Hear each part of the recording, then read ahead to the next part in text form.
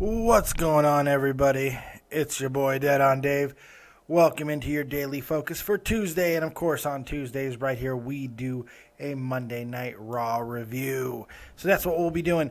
If I look a little tired, it's because I am exhausted. I'm doing the show a little bit earlier than I usually do today, because I want to try and get these out a little bit closer to when Raw comes out. So I just got finished with the Joe Cronin show, got my daughter off to school, and I decided, why not? Let's go ahead and knock this thing out right now. So if I look all squinty and blurry, I don't look blurry. If I look all squinty and weird, it's because I am pretty exhausted. It is currently 7:30 in the morning here in wonderful Germany. So, yeah, for some of you guys, it's still Monday. If you're on the West Coast. But let's get right into it. Monday Night Raw. A very disjointed and strange Monday Night Raw. From the beginning of the night, it's just very weird. Roman Reigns came out, and there was a lot more boos than there was last week. Of course, different crowd. It's a Midwest crowd, and yeah, they booed him pretty good, but not too badly. The boos would fade, and then when Bryan came out, they would chant the yeses, but there was also a lot of people yelling no and booing him as well. So it was very weird. It's like nobody knows exactly who to cheer for at this point because the WWE has done such a bad job of booking this to where it's all confusing. And we don't know if the fan interaction has anything to do with it, if the fans being all pissed off is making the changes, or if this was the plan all along. I mean, it kind of seems like last year you can make a case and say, okay, Daniel Bryan wasn't in the Royal Rumble. We don't know what he was going to do at WrestleMania before the fans got involved and before CM Punk quit and all of that. We have no idea what Daniel Bryan was truly going to do. So that's ambiguous. This year, it really does seem like this is exactly what they were looking for. It's what they tried to accomplish. They tried to make controversy with Roman Reigns winning it in the manner in which he did. Look, I don't see any other reason why they would have booked that match the way they did, especially with The Rock coming in at the end, other than to try to make this guy a little controversial, which is in line with making him the next Cena. They drew instant heat on him, instant pressure. And now Daniel Bryan is able to, be a part of that. And it doesn't seem like they know exactly what they want to do with these two guys yet as far as who's going to be going forward. It now seems like both guys will be taking on Brock Lesnar at WrestleMania, which I think makes a lot of sense now, especially after this Raw. So they had words and all that good stuff. And then this is the obvious face playbook here. The Authority comes down, and after a little bit of shit talking, boom, it's a tag team match. And it's starting right now, Kane and Big Show. And this, by the way, this match setup was all done by Stephanie because she tried to cut to Triple H a little bit, and Triple H went right to Sting. He looked like a man possessed. I don't know if you guys picked up on that or not. I thought that was really cool, actually. Triple H didn't even seem to be giving a shit about what was going on with Roman Reigns and Daniel Bryan and even Brock Lesnar. It does not matter to him. What matters to him is Sting. He wants Sting, and I got to give Triple H a little bit of credit here for that because he is really doing everything he can to make this Sting match seem important, and it is important. But I like what he's doing from just a straight personal level. I love what Triple H is doing and the emphasis he is putting on this storyline. God damn, stupid microphone. Having a hard time today. So they have the match, Kane and Big Show versus Bryan and Reigns, and it shouldn't be a huge surprise that after a little bit of action, everybody gets involved. The Authority does get involved. J&J gets involved. Everybody gets involved. It gets crazy. And Reigns is getting double teamed. Bryan tries to make the save, and boom, Bryan kicks Reigns right in the friggin' head. Or he double drop kicks him, I don't. J&J probably never even got involved. I'm all fucked up. But Daniel Bryan and Roman Reigns did win by disqualification, and they never got involved. J&J never got involved. After the match, after the little bit of implosion by Reigns and Bryan, of course, that just led to another match because I felt it was weird that they were putting the match at the beginning of the card. And I figured something like this was going to happen. And sure enough, 5-on-2, main event, Big Show, Kane, J&J, and Seth Rollins versus Reigns and Daniel Bryan. So that was quite advantageous. They're trying to tell a story. I get that. And they're trying to have the dissension between Bryan and Reigns. Now, it really seems as the night progresses that Reigns is a good possibility here that he's going heel at some point, which I think is the best thing they can do for him. Go with the heat. I think he'll be the cool type of heel. You don't make him like Batista was last year. You don't have him come just run down the fans. You just have him just kind of be a fucking badass. I think that's the way you want to handle Reigns. He's got that look for it. He's been a part of the Shield, so he's already kind of known for that, working those type of matches, or working that type of style psychologically wise. So it kind of works. I'm gonna adjust some stuff here.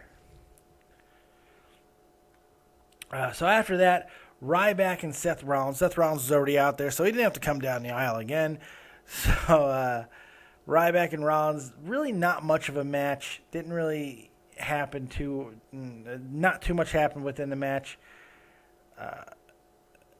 Ryback wins by disqualification, but when J&J gets involved in this match is what the match they got involved in, which is fine. I mean, I didn't really think anything of the match at first, other than when they were triple teaming Ryback. I was like, where's Ziggler? I don't understand where Ziggler is. And he never showed. Nobody came to rescue Ryback. I thought that was weird.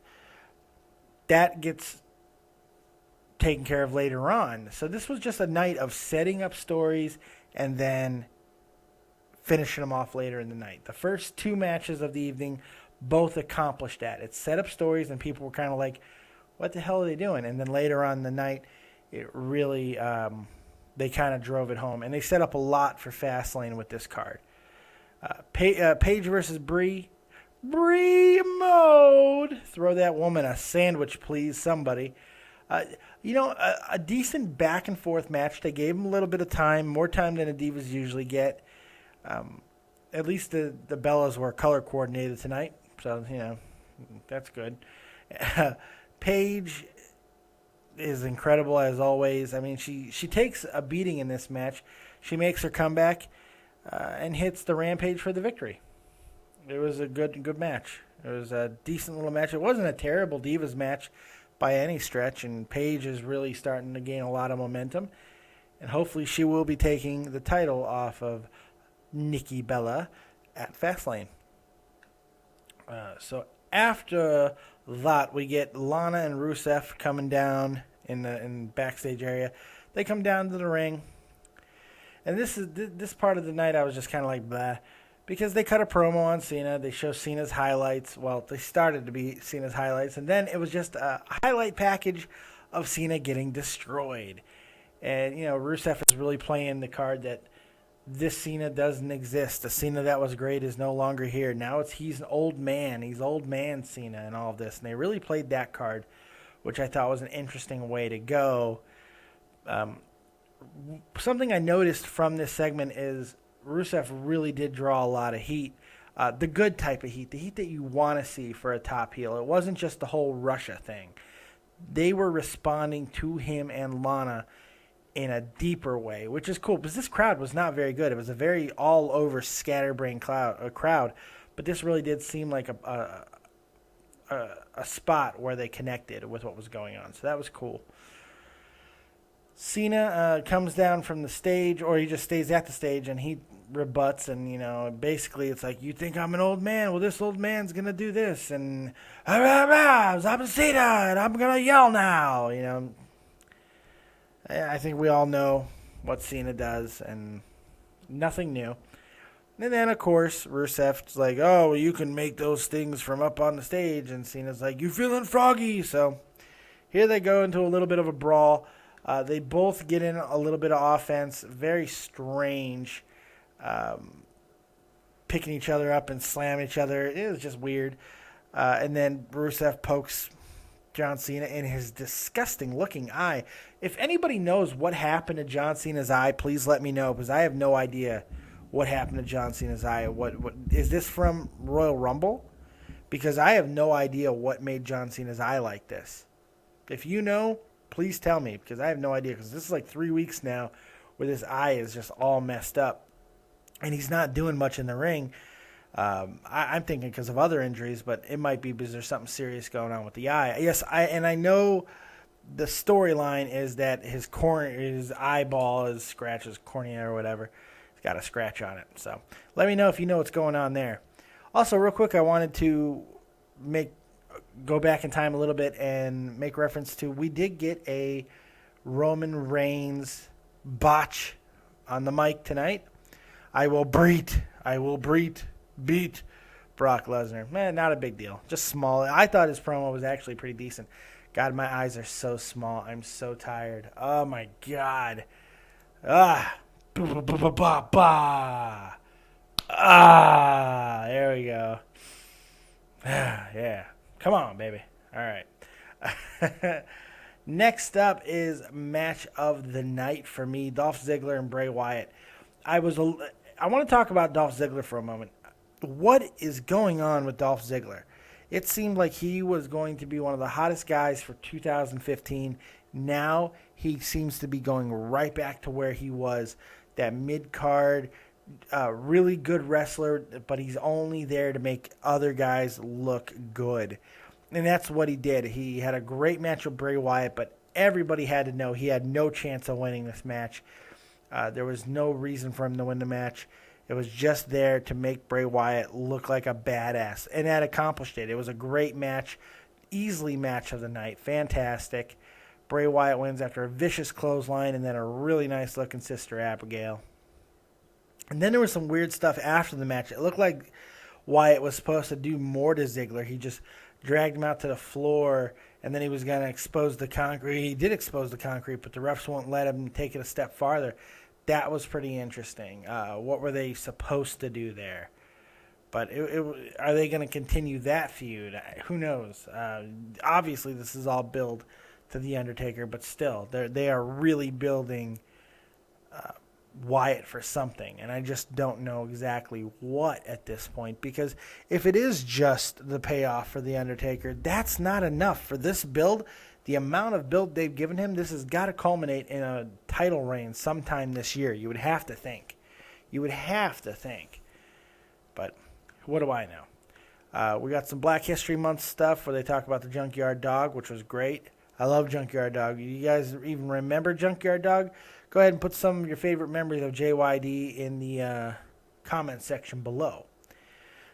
Next up, we got Lesnar and Heyman. And it's not even Lesnar. Lesnar's just there looking badass, like always. He looks like he's leaner. He definitely looks like he's training for something else. I think it is probably about a foregone conclusion now that he is going to MMA, because he certainly looks like he's in shape for it. And I wouldn't be surprised if he goes back to MMA and takes a fight relatively quickly, because he looks like he's in shape for that. But who knows? So Heyman just cuts a promo talking about how it doesn't matter who wins the match, just really talking up Lesnar and talking up how, Daniel Bryan doesn't have a chance. Really good promo, as always. I mean, it is a fantastic promo, and he just did not care. Speaking of promos, I want to give Daniel Bryan a little love. We got a Katie Vick reference. Holy shit. We got a Katie Vick reference out of Daniel Bryan. Fantastic. Katie Vick reference.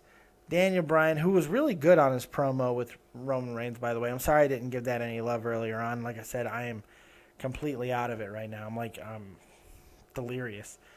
And Brock Lesnar and Paul Heyman, we're back there. Okay, so Heyman's all over the place in this promo, just going from here to here and here. But, I mean, it's a succinct line. He knows what he's doing, and it's all about putting Lesnar over. We know what we're going to get out of it with Heyman, but he does it so well.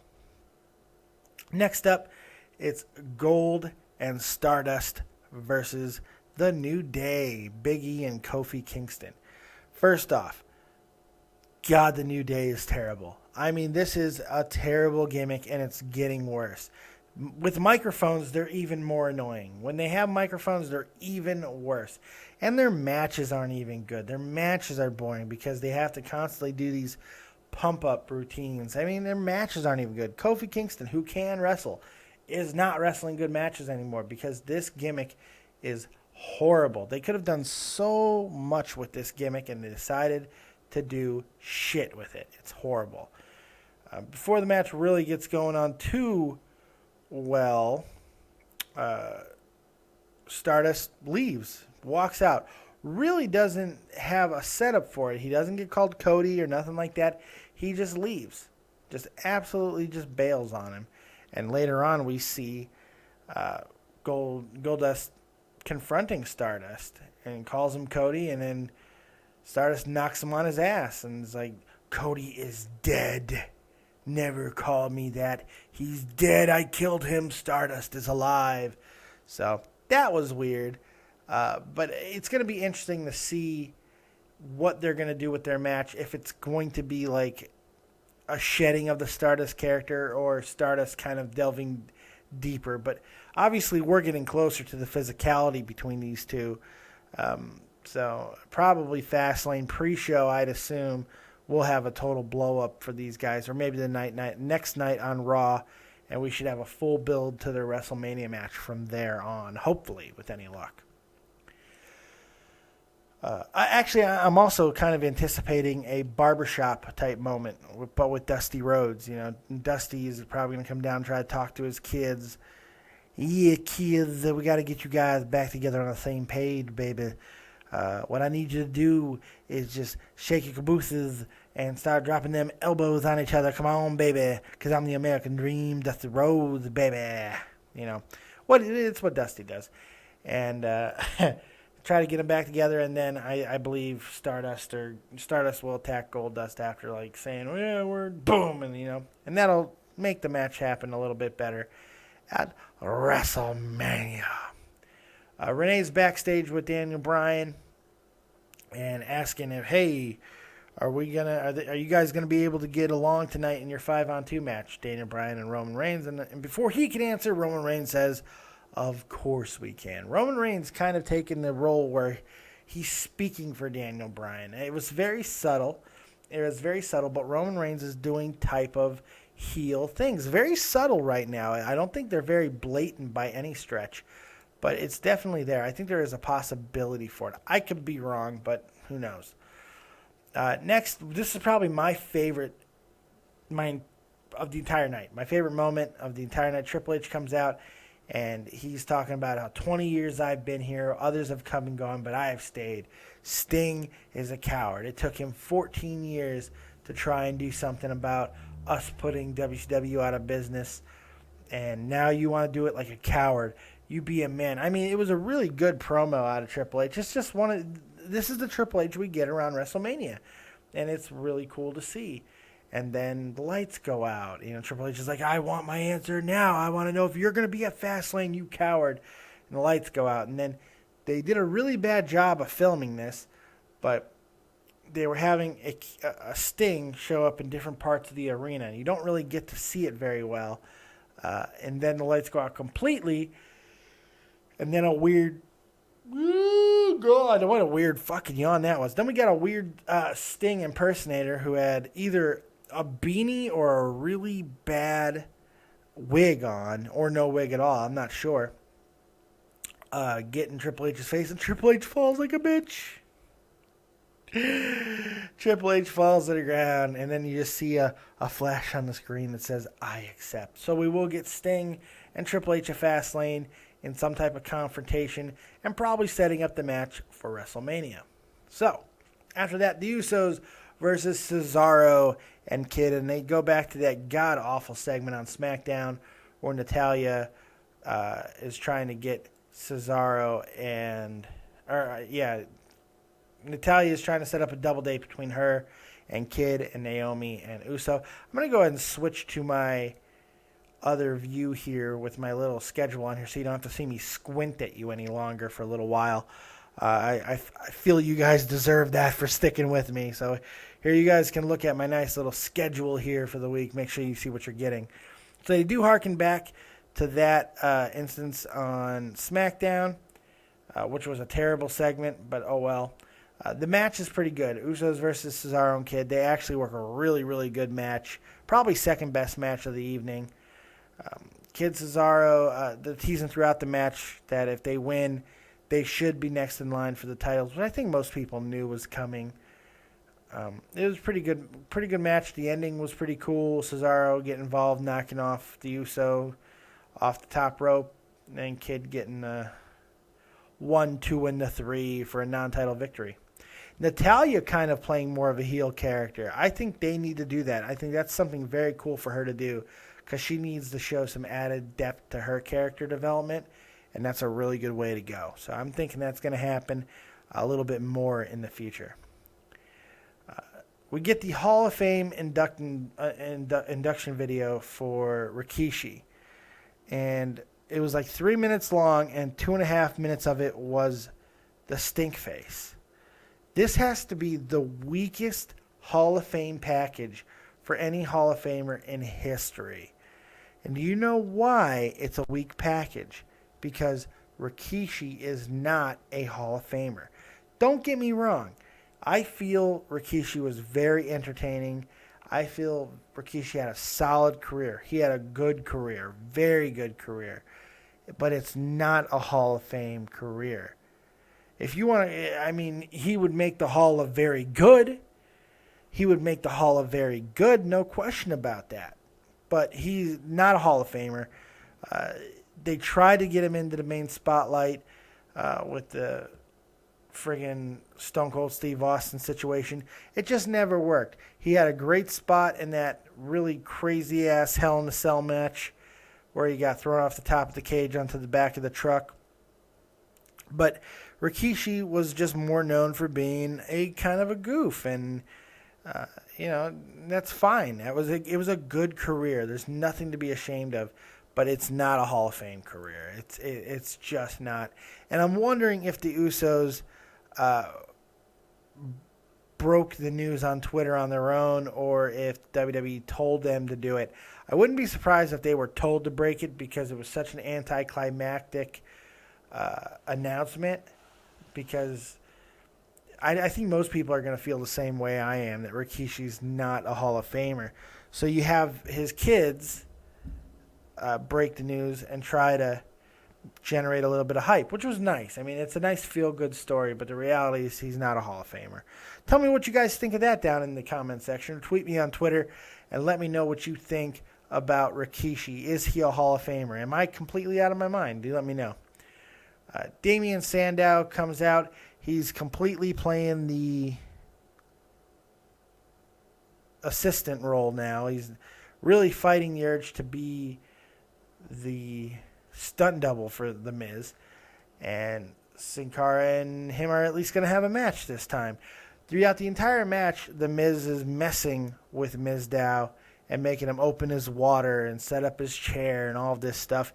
And got to give Miz some credit. He's playing with the fans quite well. When the hand goes up, your mouths go shut. I love that. The fans are booing him and saying, "You're from Cleveland," and all this stuff. And Miz was say better than, where are they at today? I have no friggin' idea. Better than whatever town they were in. God damn it, what town was it? I'm so sorry. I'm all messed up right now. Better than what show? Columbus. Yeah, that's right. Better than Columbus, which was funny. Eventually, The Miz would cost Mizdow the match with his antics. Mizdow did not seem very happy about it, but what are you going to do? You work for the man. Oh, well. Sin Cara with the roll-up match over. Bray Wyatt does another promo to an unknown person. Wyatt tells this person it's time for them to go home and yells for them to find him. Obviously, this is all about The Undertaker. It's getting closer and closer. More Dark Side references. That's great. Dean Ambrose walking backstage. Coming down to the ring for a match with Curtis Axel. There were some good signs in the crowd. Justice for Axel. But, of course, Axel comes out and ruins it.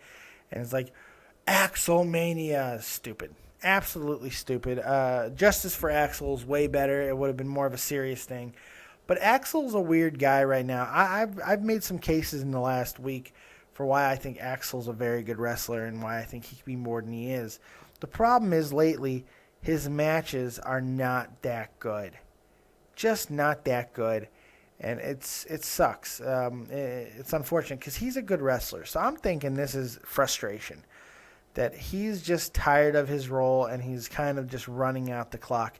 Because even his matches in NXT where everybody, and that's booked by different people, so you can't say that it's the same people booking Axel.